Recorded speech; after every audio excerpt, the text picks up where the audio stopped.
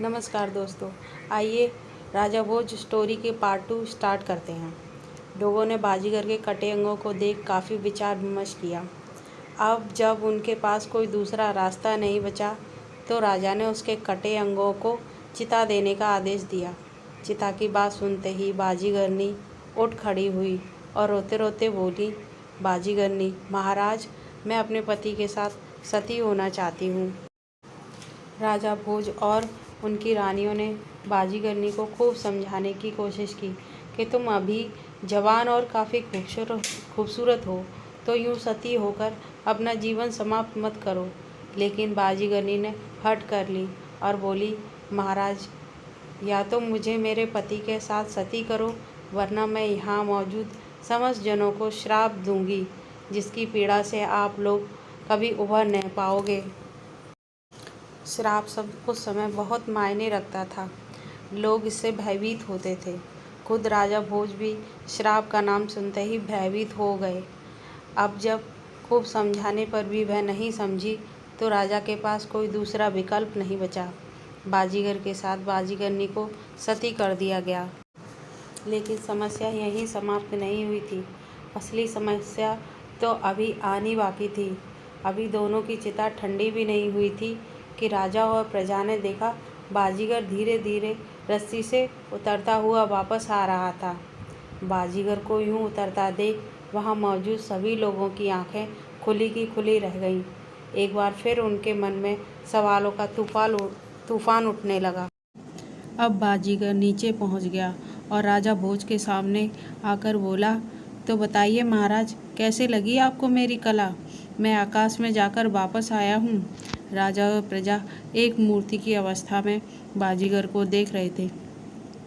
किसी की भी आवाज़ मुख से ना निकली। सभी लोग एक पल बाजीगर को देखते और एक पल उसकी चिता को, जो अभी तो ठंडी भी नहीं हुई थी।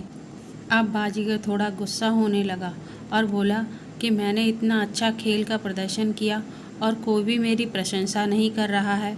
जब किसी के मुख से बाजीगर के लिए प्रसन्नता के स्वर नहीं निकले तो उसने कहा, ठीक है महाराज, यदि आपको और आपकी प्रजा को मेरी कला अच्छी नहीं लगी तो मैं आपसे कुछ भिक्षा की आशा भी नहीं रखना चाहता।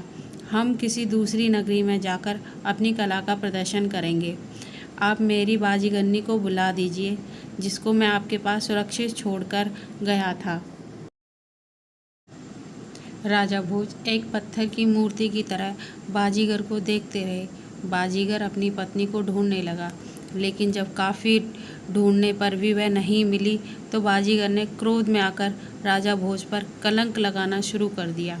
अब राजा को अपनी चुप्पी तोड़नी पड़ी, क्योंकि कोई भी राजा अपने ऊपर यूं लांछन लगाते हुए नहीं देख सकता। राजा भोज, तुम्हारी पत्नी तो तुम्हारे साथ सती हो गई। राजा ने बाजीगर को उसके जाने के बाद सारी कहानी बताई। बाजीगर, महाराज, आप एक कपटी और झूठे राजा हैं। जरूर आपने ही मेरी पत्नी को कहीं छुपा दिया होगा। राजा भोज, भला मैं तुम्हारी पत्नी को क्यों छुपाऊंगा? बाजीगर, क्योंकि आप मेरी पत्नी को अपनी रानी बनाना चाहते हैं।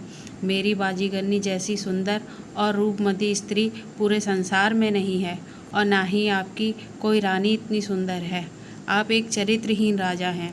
सारी प्रजा सुन्न होकर बैठी रही। राजा भोज ने उसे बार बार समझाने की कोशिश की कि मेरा विश्वास करो, मैंने तुम्हारी पत्नी को कहीं नहीं छुपाया। वह तुम्हारे साथ ही सती हुई है। अब तुम अचानक आकर अपनी पत्नी मांगोगे तो मैं कहाँ से ला कर दूँ?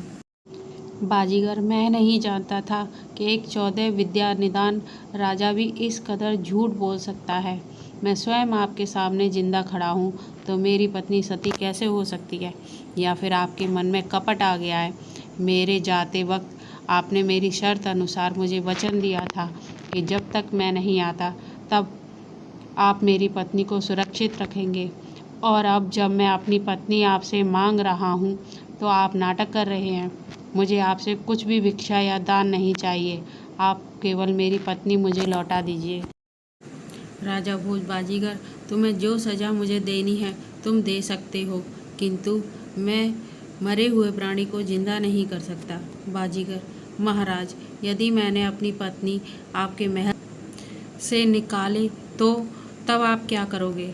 राजा भोज, यदि तुमने बाजीगरनी मेरे महल से निकाल दी तो यह सारा राजपाट मैं तुम्हारे नाम कर दूंगा, और यदि तुम बाजीगरनी को मेरे महल से नहीं निकाल सके तो तुम क्या करोगे?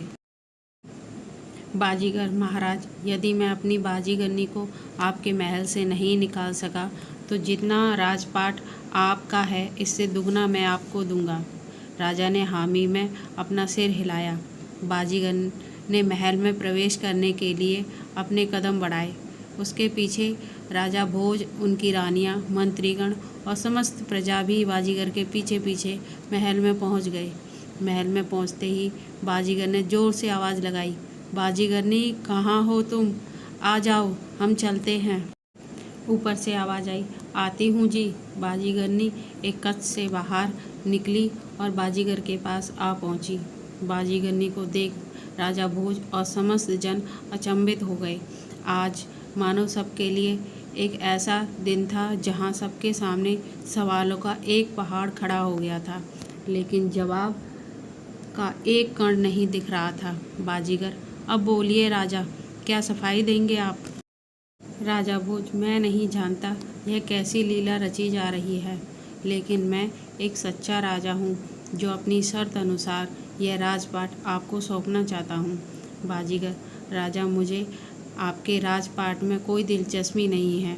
मैं यहाँ केवल आपकी 14 विद्याओं का घमंड तोड़ने आया था, और यह थी मेरी 15वीं विद्या, जिसे आप अभी तक नहीं जानते। जाते जाते जब बाजीगर और बाजीगरनी ने अपने असली रूप दिखाए तो लोगों के सामने जो सवाल का पहाड़ था वह एक तिनके की भांति बिखर गया। बाजीगर और बाजीगरनी के भेष में आए कोई और नहीं बल्कि भगवान शिव और पार्वती थे। दोस्तों, भाग 3 में आप पढ़ेंगे जब राजा भोज 15वीं विद्या सीखने के लिए अपनी यात्रा शुरू करते हैं तब वह किन किन बाधाओं को पार कर 15वीं विद्या सीखने में सफल होते हैं। कमेंट करके ज़रूर बताइए यह भाग आपको कैसा